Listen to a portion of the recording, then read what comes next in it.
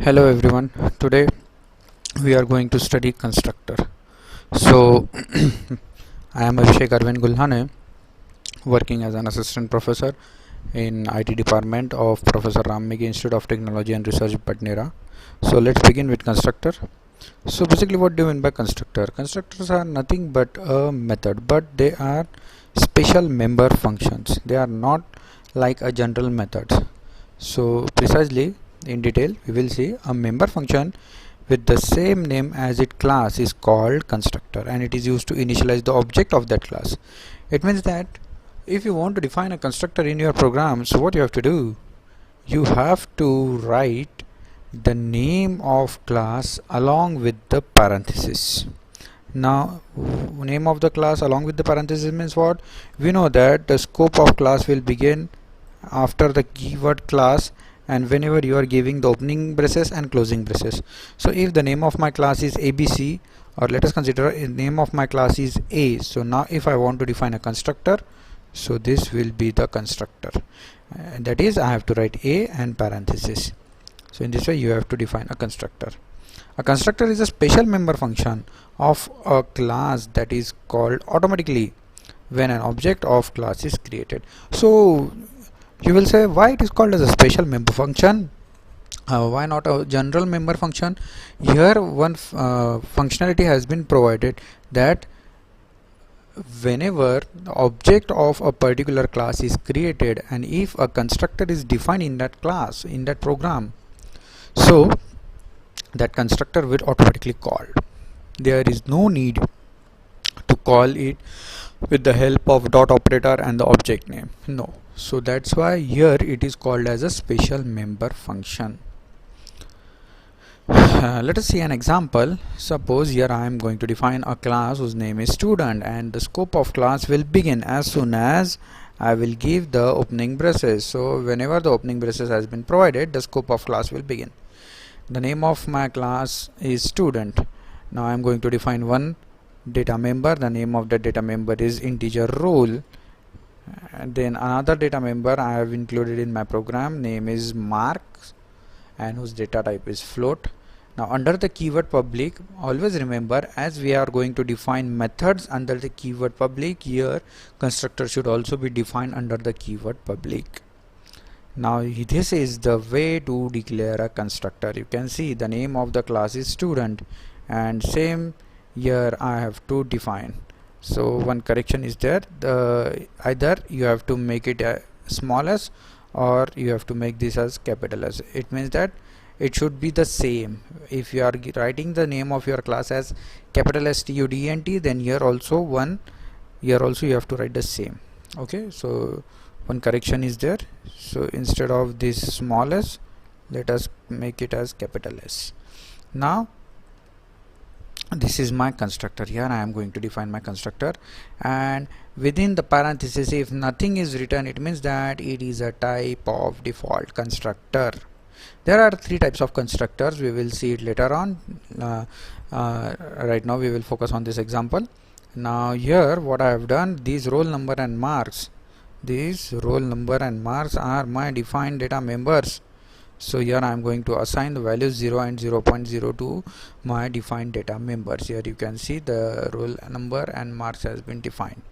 Okay, so next thing, here you can include another public members or data member or member function in your program. Then you have to terminate the scope of your class.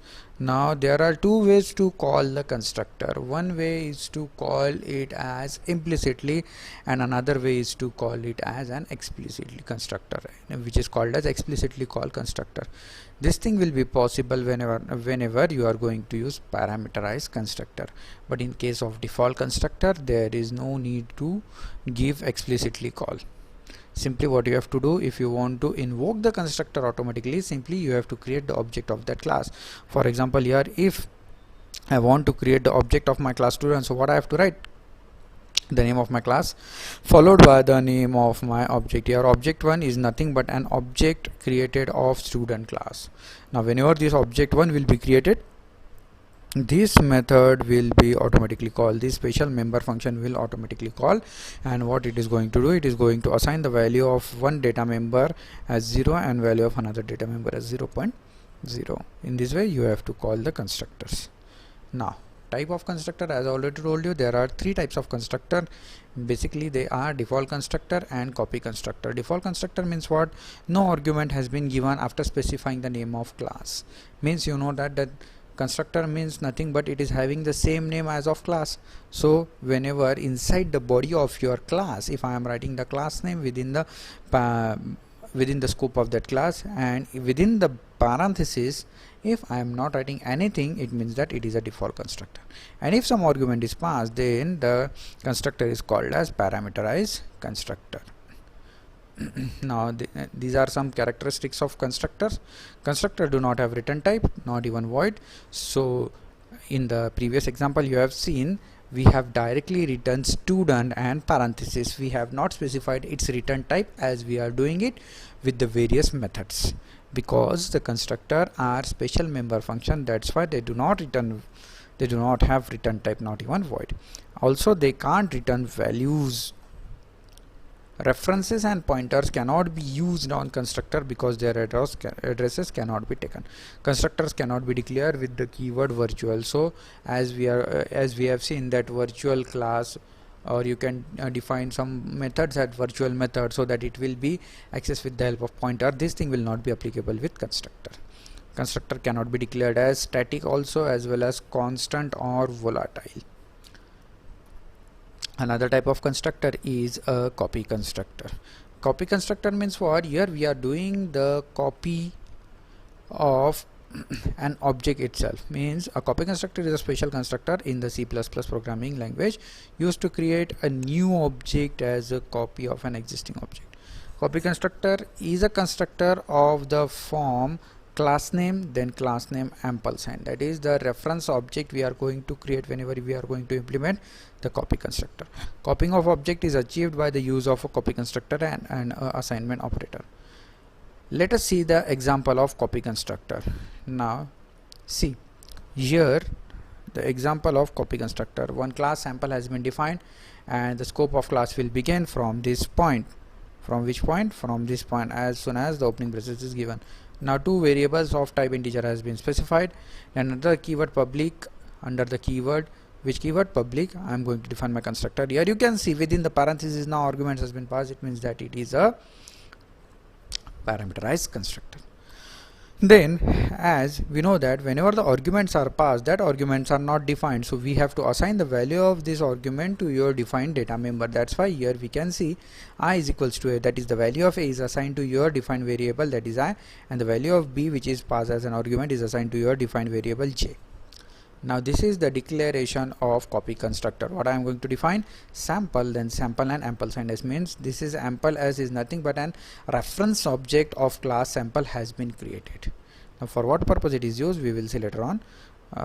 See here now how to access the j variable or how to access the I variable. Now what will happen? Because we know that objects are directly cannot be able to access the data members, and if you are going to create n number of objects, then n number of separate copies of your defined variables will be assigned to each and every object. So that's why here if I have created one reference object s, so s should be also allocated with the data member I and j. So here what I am going to do, j is equals to s dot j, means the value of this j, and what I am going to do, the whatever the value of j variable will be assigned to object as, I am going to assign it to this j. Similarly again the j value is assigned to I, and I am going to display copy constructor working.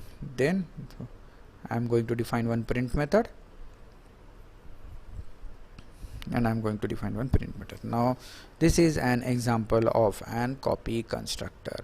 Mostly the argument to a copy constructor is passed by reference. The reason behind that, when an argument is passed by value, a copy of it is constructed, but the copy constructor is creating a copy of the object for itself. Thus it calls itself. Again the called copy constructor requires another copy, so again it is called.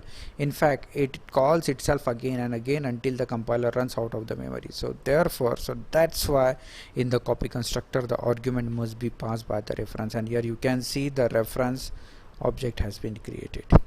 Now whenever sometimes you want to pass object as an function argument, so at that time what you have to do, you have to simply implement the concept of copy constructor.